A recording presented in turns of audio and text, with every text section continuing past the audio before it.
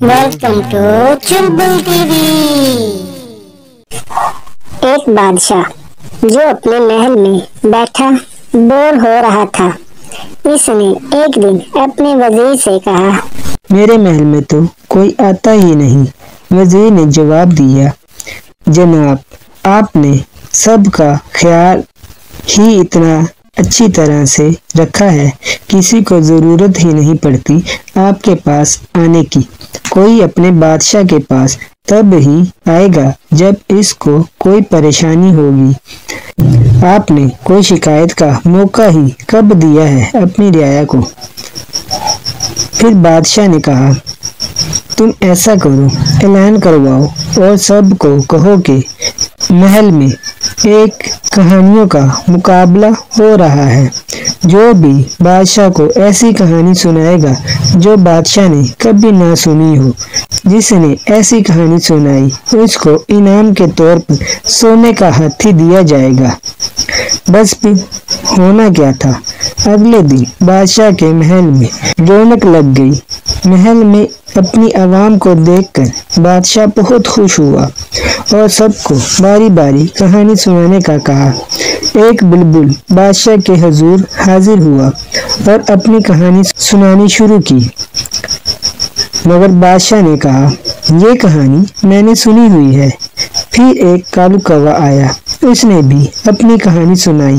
बादशाह ने कहा, ये कहानी भी मैंने सुनी हुई है। फिर बादशाह के पास एक कबूतर आया, इसने अपनी कहानी सुनाई। बादशाह का जवाब आया, ये कहानी भी मैंने सुनी हुई है। फिर बादशाह के पास चुलबुल चिड़िया आई, इसने अपनी कहानी सुनाई। बादशाह फिर वही जवाब दिया। इस तरह एक एक करके सब ने अपनी कहानी सुनाई। चुलबुल चिड़िया, चंचल चिड़िया और चील ने भी अपनी कोशिश करके देख लिया, मगर सबको बादशाह का एक ही जवाब सुनने को मिला। सब कोशिश करके थक गए, मगर कोई भी सोने का हाथी ना जीत सका। बादशाह ने कहा, अरे कोई भी ऐसा नहीं है जो मुझे कोई नई कहानी सुना सके। सब खामोश खड़े रहे, कोई भी बादशाह को नई कहानी सुना ना सका और सब मायूस होकर वापस चले गए। बादशाह को सब ने इतनी कहानियां सुनाई, मगर कोई भी नई कहानी सुना ना सका। यहाँ तक कि किसी ने खरगोश से कछुए को जिताया, किसी ने हाथी को दरख्त पर चढ़ाया, किसी ने चिड़ियों से बाज मरवाया और तो और किसी ने मगरमच्छ से डांस करवाया, तो किसी ने बकरी शेर को मरवा दिया। सब बेबस हो गए और ये सोचने लगे कि सोने का हाथी तो कोई भी नहीं जीत सकता। ये बात फैलती फैलती एक मिट्ठू तोते तक पहुंची। मिट्ठू ने सोचा कि क्यों ना वो भी बादशाह के महल में जाए और सोने का हाथी जीतने की कोशिश करे।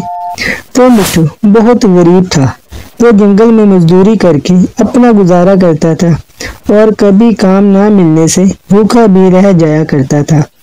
कुछ दिनों बाद वो बादशाह के महल में आ गया, तो बादशाह के वजीर ने पूछा, क्या काम है? मिट्ठू ने कहा, मैं साथ वाले जंगल से आया हूँ। मैं इस मुकाबले में हिस्सा लेने आया हूँ जो कहानियों का हो रहा है। वजीर ने मिट्ठू से कहा, जब इतने परिंदे ना सुना सके तो तुम क्या कर लोगे? कालू कौवा ये सब कुछ सुन रहा था। इसने जाकर चील और कबूतर को बताया, वो भी महल में आ गए। वो ये देखने आए थे ये मिट्ठू सोने का हाथी जीत सकता है या फिर ये भी हमारी तरह खाली हाथ वापस चला जाएगा। बादशाह की मिट्ठू से मुलाकात करवा दी गई। बादशाह ने मिट्ठू से कहा, हाँ भाई मिट्ठू, सुनाओ तुम अपनी कहानी। इसने बादशाह से कहा, जनाब, मैं कहानी सुनाने नहीं आया बल्कि अपना कुछ सामान लेने आया हूँ।